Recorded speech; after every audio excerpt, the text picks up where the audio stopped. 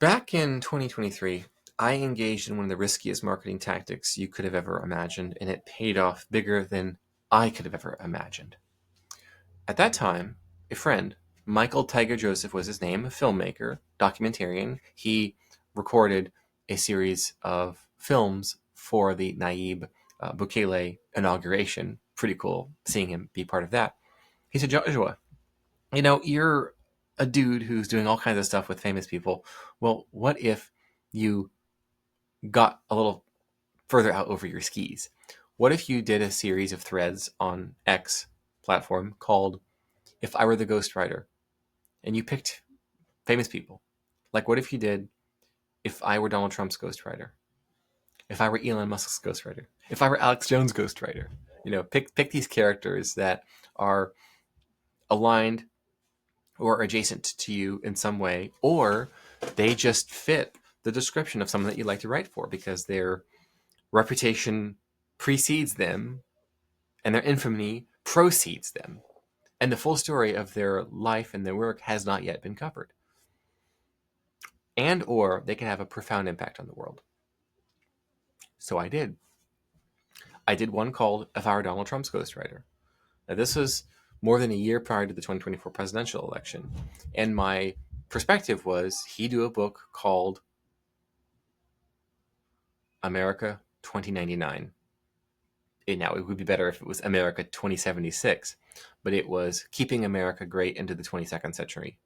Donald J. Trump with Joshua Lisec and it created like a fake book cover that looked like an Amazon product description, and we had a little thing at the bottom that said, "This is not a real book cover. Maybe it should be." And I did that for all of the entries in this series, and I did multiple ones of them. And so the video, or rather the thread, went into everything that it would cover. And I even wrote up a sample chapter, and I put that in the thread. And people said I could hear Donald Trump's voice in your words. That was amazing. That was just simply amazing. And that increased my cred as someone who could write on these sorts of topics, for these sorts of people even. Because at that point, I had not yet been recognized as the co-author for hire, the person whose name's on the books. That's changed since then, and I'm about to tell you why and how. But before I do that, I want to let you know that there is a graphic designer who does unofficial, voluntary, and completely unapproved rebrands and redesigns of famous companies' logos, color palettes, fonts, typefaces, and packaging. This is where the idea came from, by the way. And that works well for her because people see the creativity, the ingenuity, and also the visual rapport she creates they get that product market fit with, for example, this is a product that's not really being marketed to moms, even though that's who use it. So if they wanted to do that, here's how it would look. Here's how it would look. And then they do just that. She does just that. It's amazing. And guess what? Companies who want to reach that market say, wow, I love how you rebranded unofficially that one company. Hope you don't get sued by them. Ha, ha, ha, ha. Can we talk? Can we talk? That's who I want to market. And so I worked for her. I thought, hey, maybe work for me too. So I did Donald J. Trump. And then I did the next thread on If I Were Elon Musk's ghostwriter. Now, I did 2 books with this one. The first book was, so he's known for having a series of mental models, a way that he processes decisions, a way that he solves problems, a way that he orients himself. He has this first principles thinking, and he has a number of mental models that he uses. For example, learning about a topic by tackling a problem, not by understanding theory. So this is where the Ad Astra school, which spun off and became Synthesis School, is you put a bunch of kids together to solve a problem at an age-appropriate level, and they work on it as a team and figure out how to do it. Versus, all right, students, here's a syllabus for today, and here's a textbook, and blah, blah, blah, no one cares. Blah, blah, blah, no one cares. Right? So the title for that I suggested, was How to Die on Mars, Just Hopefully Not on Impact. The Mental Models of Elon Musk, by Elon Musk with Joshua Lisec. And we had the really cool 70s sci-fi style art of Muskville on Mars. And then it said at the very bottom, this is not a real book cover, but maybe it should be. And I went into that. And then I also said an alternative book for Musk, instead of nonfiction, would be fiction, similar to what Robert Goddard did, or what rather inspired Robert Goddard. He is the father of rocketry. He built the first rocket in 1926. As a boy, he read novels such as From Earth to the Moon by Jules Verne, famous of all of the other kind of sci-fi and very, very early steampunk style fiction, let's say, where futuristic advancements, societies, and whatnot were written about with the steam power mindset, with the industrial revolutionary mindset. Quite fun. Anyway, Robert Goddard was inspired by a novel in which he read about a giant cannon firing and launching people to the moon. How cool is that? He read it as a child. And then he began experimenting himself to send rockets to the moon, to send men to the moon from Earth, just like he'd read about. And then he realized that the cannon as the projectile blaster, what if I turned the cannon upside down? What if I fired the cannon upwards? Well, the cannon has to be really light for it to get into the air. And you need something that slow burns. And a lot of it. So the first rocket was a tiny little, somewhat cannon-shaped object that had alcohol and liquid oxygen pumped into it. It looks like a wireframe. The first rocket of 1926, Robert Goddard. It looks like a wireframe. And there's this little funky-looking thing that looks like a model rocket toy. He did it. And he did it because of fiction. And so the other book idea from Musk would be a novel. It would be fiction. It would be teaching how to build the future, set 1,000 years from now, hundreds of years from now, at the SpaceX Mars colony. The SpaceX Mars colony.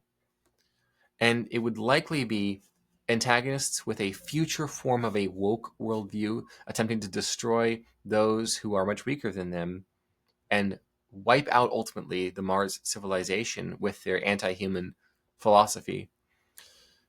And the others struggling to survive, but living and pursuing lives of excellence and humility. So it would be a futuristic drama of our modern day conflict between the Christian religion and atheistic woke civilization forces, which is what we're seeing play out today. And we would see that battle play out. And we would also be introduced to new technologies that need to exist in order for a Mars colony to be successful and independent. Just like Robert Goddard read as a child about rockets. And he A/B tested, he tinkered, and he invented, he found a way. And so this book would inspire the next generation, or series even. It could become a Mars saga. That's the next one. I also did a book for Tucker Carlson, hypothetically, on how to fix the media, because he's now an independent journalist. This is shortly after he departed Fox News. So that was a book on that. I also did one for Alex Jones. And it would effectively be Alex. And it's his memoir, his autobiography. He's had other books. He's even had books recently. I believe one called The Great Awakening. But it's not his story. It's not his autobiography. It's not his memoir. It's not his reflection. It's not the story of the man behind the character. I've met him personally, Alex Jones. He was backstage in the VIP section at the book launch of my book with Jack Posobiec called Unhumans, The Secret History of Communist Revolutions and How to Crush Them. Spent the time with him. Sweet guy. Real teddy bear in my experience. I also did one for Joe Rogan called The Joe Rogan Book. And it would be about his perspective on being the best-known interviewer in the world. Oprah for Men. How does he do it?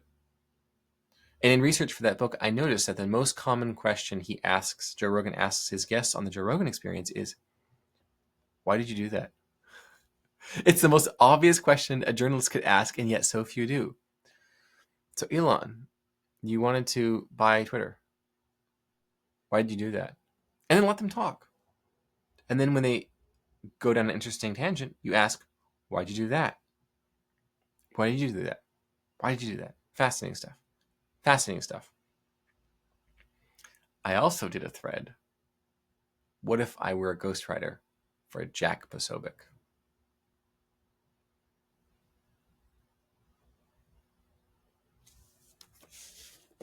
Oh, who's the co-author of this book with Jack Posobiec?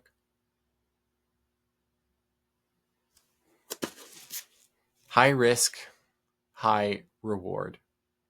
I wrote a thread on if I were Jack Posobiec's ghostwriter, and it was about how to organize the right effectively to oppose the cultural Marxist left that possesses all key institutions in the United States. A few months later, he did a series called Chronicles of the Revolution. That's about the history of communism and its modern-day parallels in the Western world. I said, dude, did you see my documentary I produced a number of years ago? Executive producer, called Better Left Unsaid, about the secret history of communist revolutions and uprisings around the world, even in recent years that nobody knows anything about, and their modern-day parallels to the modern U.S. left. The right takes their fringe and sends them off far away from them and disassociates, but the left takes their fringe, their bloodthirsty fringe, and puts them in power over everything. Not cool. We got to expose that. We got to stop it. And then Jack said, likely thinking back to that Twitter thread, hey, Joshua, you want to co-author a book with me? The seed was planted, watered, sprouted, and flourished. And our book, Unhumans, was the #1 best-selling book in the United States, summer 2024. New York Times bestseller, #1 Publishers Weekly bestseller by many thousands of copies sold, USA Today bestseller, endorsed by J.D. Vance. He's a top endorsement. By the way, we decided to put it at the top 3 months before he was announced, wink, wink, as Donald Trump's VP pick. And of course, it is about how the right can organize and oppose peacefully and legally left-wing catastrophes, left-wing brutality, left-wing tyranny, just like I wrote about in the Twitter thread. And then we did it again. We co-authored the first book that's covering the Trump assassination attempts. It's out October 22nd. Got both of these bad boys done in 1 year. Amazing. High risk, high reward. When you're a ghostwriter, they let you do it. You can do anything. Ghostwriter by the book.